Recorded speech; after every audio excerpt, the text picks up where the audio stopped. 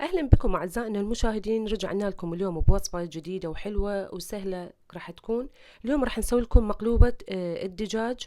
راح نحتاج دجاجة وحدة كاملة مقطعة ومغسولة، ونحضرها ونحضر وياها التوابل، يعني هي يكون البصل والبهارات نجهزها قبل كل شيء لأن راح نحتاجه ونحتاج المي مالتها. حضرنا هنا البطاطا تقريبا 4 حبات، وقرنابيط هو حبة وحدة قطعناه وقليناه ونشفناه من الزيت بهذا الشكل.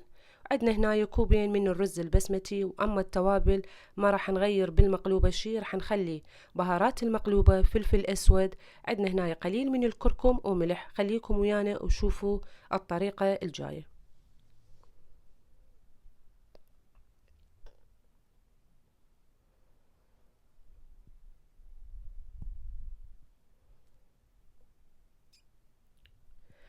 هنا أنا غسلت الكوبين من الرز، طبعا كل من على عدد الأشخاص يقدر يسوي. غسلته ونقعته قليل شوية بالمي لمدة تقريبا 7 دقائق، وبعدين جبت البهارات وضفته عليها. راح أخليها ترتاح شوي ونبس 5 دقائق خاطر ياخذ طعم البهارات ويكون طعمه كلش طيب لما نضيفيه على المواد الأخرى.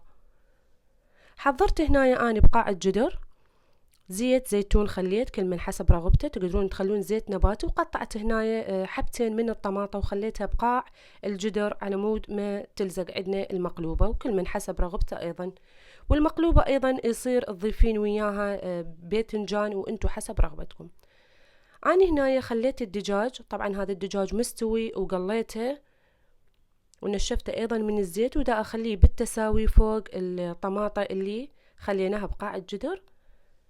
مثل ما قاعد تشاهدون هسه احنا رتبنا هنا البطاطا هي نفسها البوتيتا بهذا الشكل، عندكم واضح انتو بالفيديو.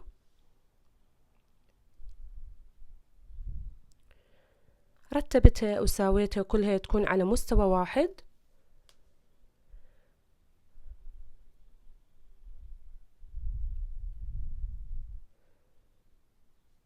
هنا اني خليت الرز اللي ذكرته هو كوبين، وساويته بالتساوي على كيف برهوة ايدي بس اعدله.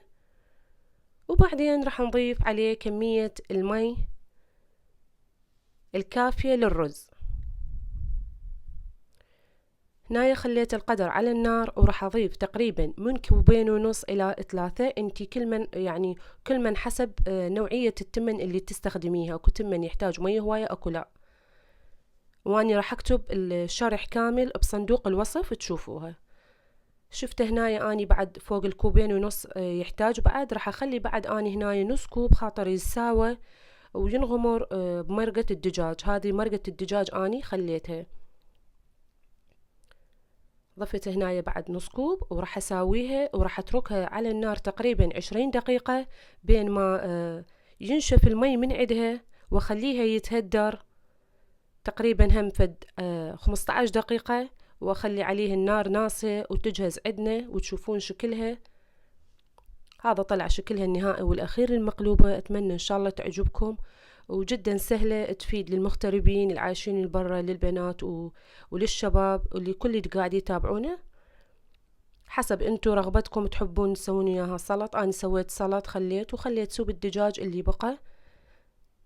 اتمنى ان شاء الله الفيديو يعجبكم. لا تنسون الاشتراك بقناتنا وتدعمونا وتسوون شير للفيديو، ولا تنسون تسوون سبسكرايب. باي باي، انتظرونا فيديو جديد قادم.